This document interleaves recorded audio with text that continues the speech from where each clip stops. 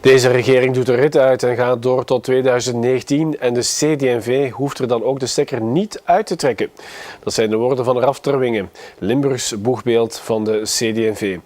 Hij reageert op de uitlatingen van Bart de Wever. Die had op een interne bijeenkomst van de N-VA in Antwerpen gezegd dat de CD&V het grootste probleem in de regering Michel is.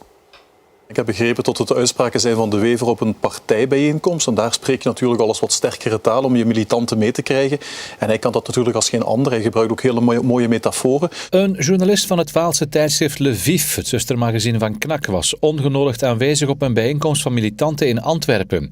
De Wever vergeleek de 4 federale regeringspartijen daar met 4 fietsers die dezelfde richting zouden moeten uitfietsen.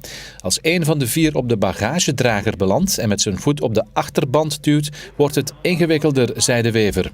Dit soort grootsprakerij, dat keert zich tegen hem volgens mij. Wij blijven als CD&V loyaal in de uitvoering van het regeerakkoord. En om het dan in fietstermen te zeggen, ja, we gaan geen stokken in de wielen steken. Integendeel, we zullen zelfs het koppenwerk ook doen en ook de regering mee uit de wind zetten als dat nodig is. Volgens het tijdschrift noemden militante christen-democraten het paard van Troje in de regering. Bart de Wever zou daarop hebben ingestemd. Als er bijkomende initiatieven moeten komen om geld in het laadje te krijgen, buiten het uitvoeren van het regeerakkoord dat we loyaal zullen doen, op dat ogenblik zeggen wij dat dat moet gehaald worden bij de rijkeren, bij een vermogenswinstbelasting. En dat irriteert blijkbaar meneer De Wever. Volgens Lviv zei De Wever ook nog dat als de CD&V niet meefietst, de regering gaat vallen.